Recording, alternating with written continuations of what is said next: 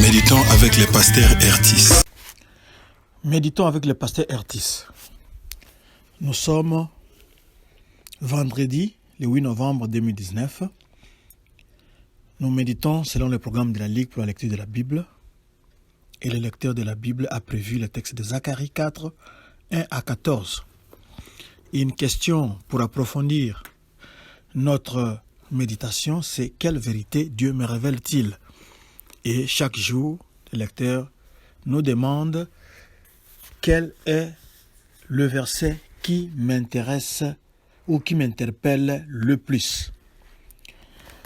Dans ce texte, il est question du chandelier d'or et les deux oliviers. Nous allons prier. Seigneur,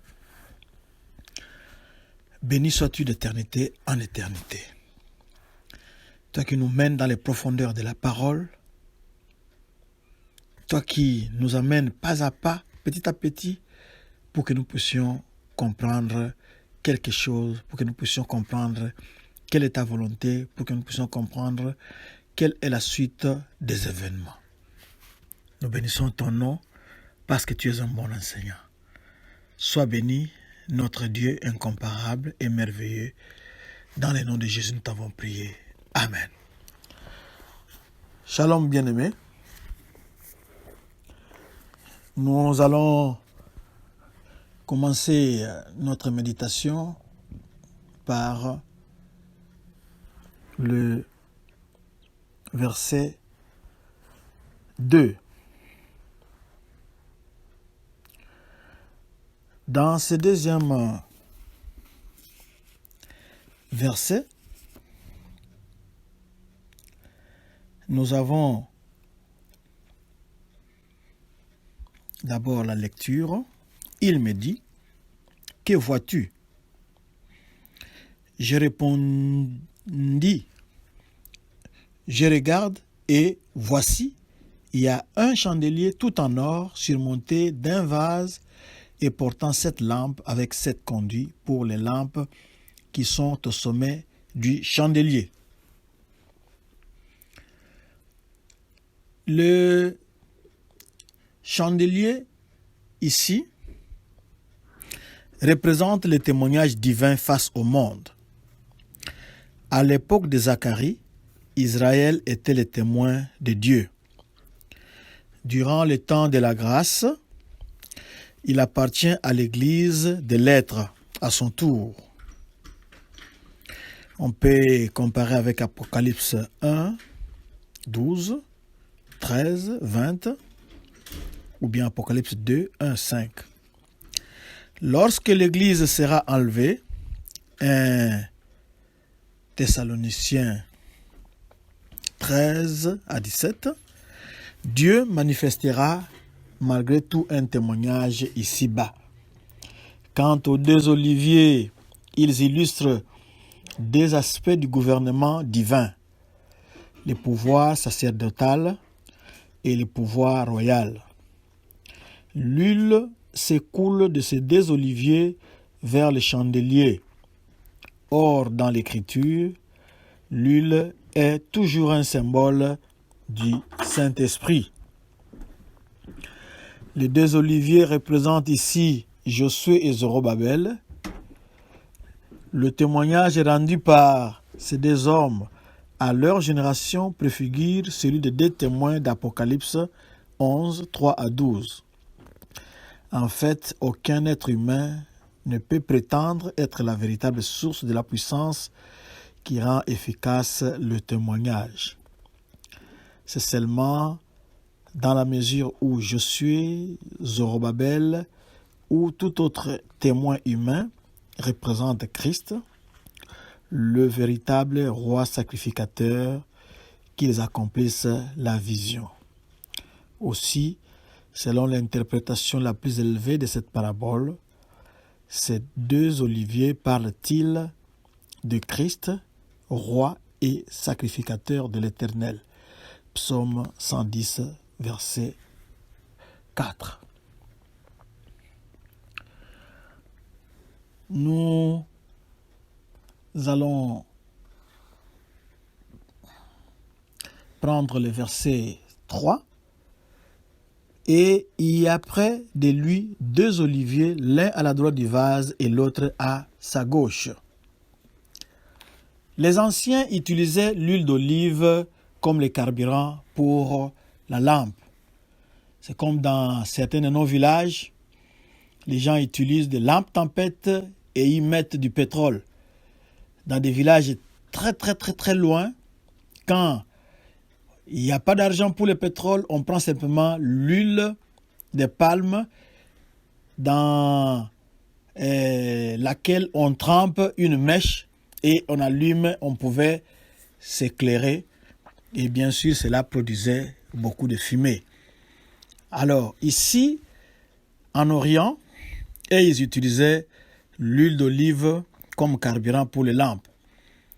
Mais il y a une surprise ici, ou quelque chose qui surprend dans ce passage, dans ce verset ici, c'est que la lampe qui supportait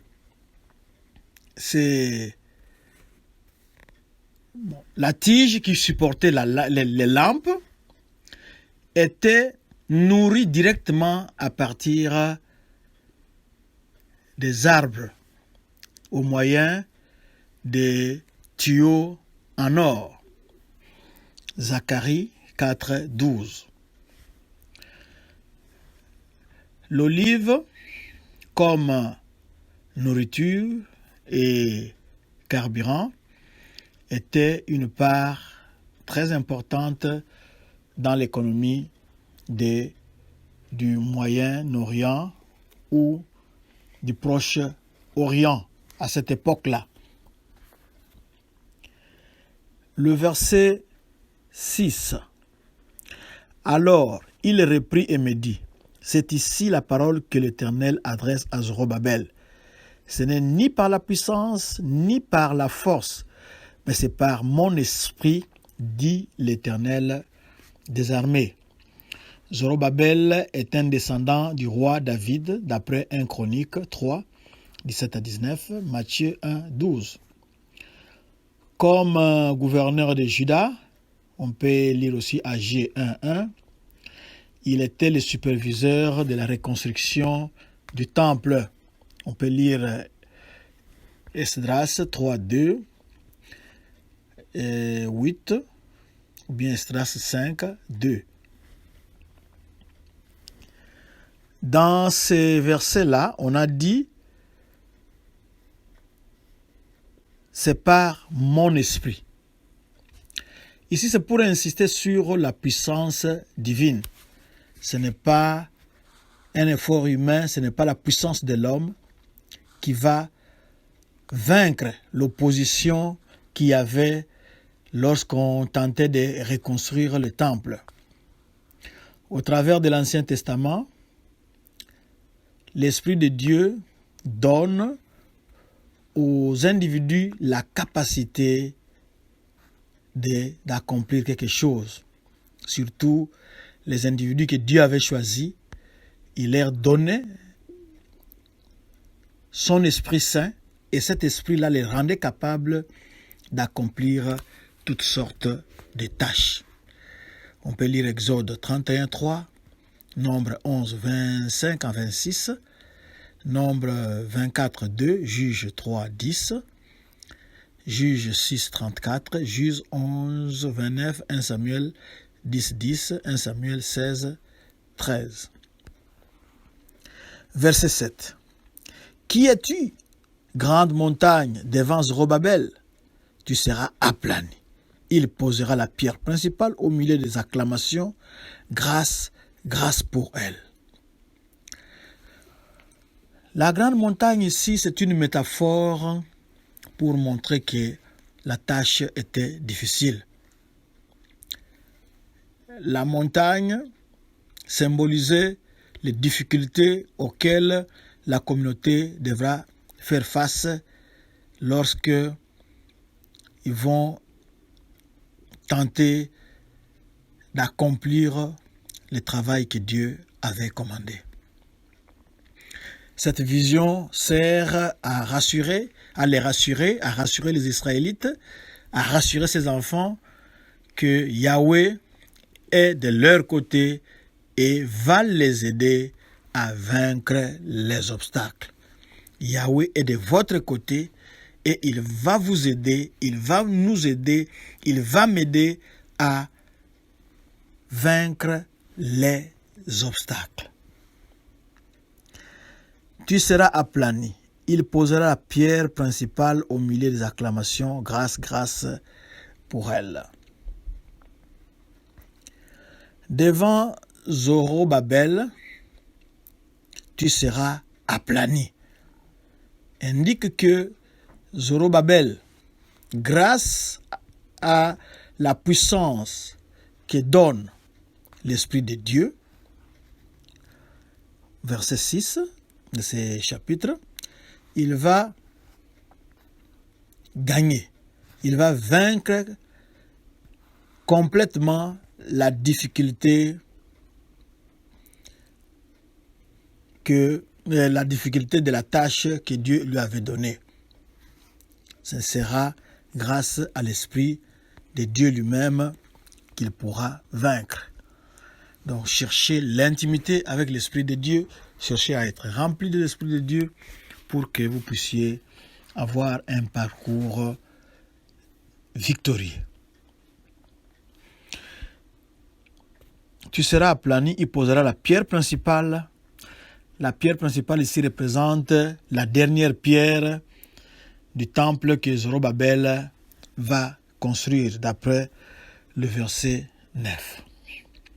Grâce, grâce, reconnaît, c'est la reconnaissance que l'Esprit de Yahweh n'a pas la capacité ou la puissance de l'Esprit humain, mais c'est l'Esprit de Yahweh qui sera responsable de l'achèvement du projet de construction du temple. Verset 9. Les mains de Zorobabel ont fondé cette maison et ses mains l'achèveront. Et tu sauras que l'Éternel des armées m'a envoyé vers vous. Les mains de Zorobabel, c'est lui l'initiateur de l'effort de reconstruire le temple. Ça, on peut lire Esdras 3, 8 à 13. Il a aidé à commencer, il a été l'initiateur du travail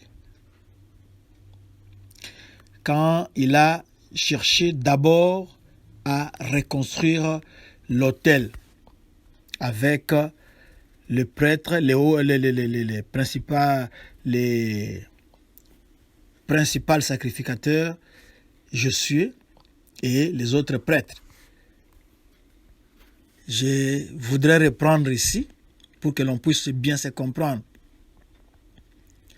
La construction ou la reconstruction du nouveau temple n'a pas commencé avec les murs. Mais ils ont commencé, ces gens ici qu'on a cités ici, Zorobabel et Josué et les autres, ils ont commencé d'abord par rétablir l'autel. Alléluia. Commencez par rétablir l'autel, votre vie de prière, pour que vos projets puissent réussir. On a dit au verset 9 que ses mains l'achèveront. C'est sous le leadership de Zorobabel, le reste des Israélites qui sont revenus de l'exil vont continuer à travailler sur le temple pendant 4 ans. Et ils ont achevé ce projet-là le 3e jour du mois d'Adar, à la 6e année du règne du roi Darius. On peut lire Esdras 6, 15. Verset 10. Car ceux qui méprisaient les jours de faible commencement se réjouiront en voyant le niveau dans la main de Zorobabel. C'est ces 7 sont les yeux de l'Éternel qui parcourent toute la terre. Et on a parlé ici du niveau. Nous savons que quand il y a la maçonnerie, il y a les cordeaux, il y a les niveaux. Cet instrument-là que les maçons utilisent pour construire, pour que les murs soient droits, pour que les murs soient équilibrés et que cela ne puisse pas s'effondrer. Et on parle ici des 7 yeux de l'Éternel. Nous avions dit hier que cela symbolisait que Dieu était omniscient. Il n'a pas besoin d'être enseigné. Il connaît tout, il voit tout. Verset 11, j'ai pris la parole et je lui dis, que signifient ces 2 oliviers à la droite du chandelier et à gauche? Zacharie a posé cette question-là 2 fois pour bien clarifier la signification de ces 2 arbres. Verset 12. J'ai pris une seconde fois la parole et je lui dis, que signifient les 2 rameaux d'olivier qui sont près des 2 conduits d'or d'où découle l'or?